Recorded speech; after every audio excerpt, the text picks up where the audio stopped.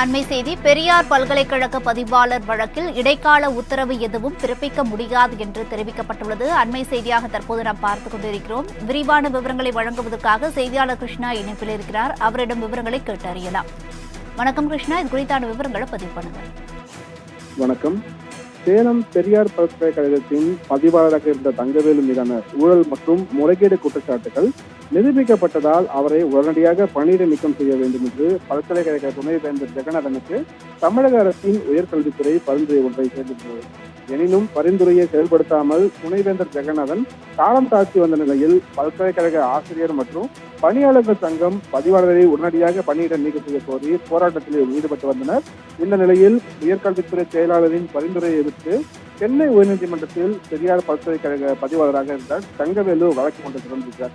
இந்த வழக்கு நீதிபதி இளந்திரையின் முன்பு விசாரணைக்கு வந்தபோது மனுதாரர் தரப்பில் ஆஜரான வழக்கறிஞர் ஐசக் மோகன்லால் பல்கலைக்கழகம் என்பது தனி சட்டத்திற்கு ஏற்படுத்தப்பட்ட அமைப்பு என்றும் மனுதாரர் 34 வருட அனுபவம் கொண்டவர் என்றும் அதில் வாதிட்டார்.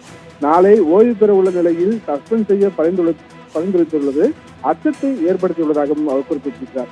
எனவே பணியிடை நீக்கம் தொடர்பான பரிந்துரைக்கு தடை விதிக்க வேண்டும் என்றும் அவர் கேட்டுக்கொண்டார்.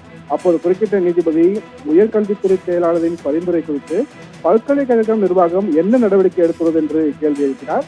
அப்போது பதிவாளர் சார்பில் ஆஜரான வழக்கறிஞர் இது குறித்து பல்கலைக்கழக சிண்டிகேட் குழுதான் முடிவெடுக்க வேண்டும் எனவும் இந்த பரிந்துரைகள் சிண்டிகேட் குழுவிற்கு அனுப்பி வைக்கப்பட்டிருப்பதாகவும் தெரிவித்தார். அப்போது நீதிபதி முந்தைய பதிவாளர் தங்கவேலை பணியிடம் நீக்கம் செய்யும் பரிந்துரை அதன் மீது முடிவெடுக்காமல் ஏன் மீண்டும் அரசுக்கு விளக்கம் கேட்டு கடிதம் அனுப்புவீர்கள் என்று ஒரு கேள்வியை முன்வைத்தார்.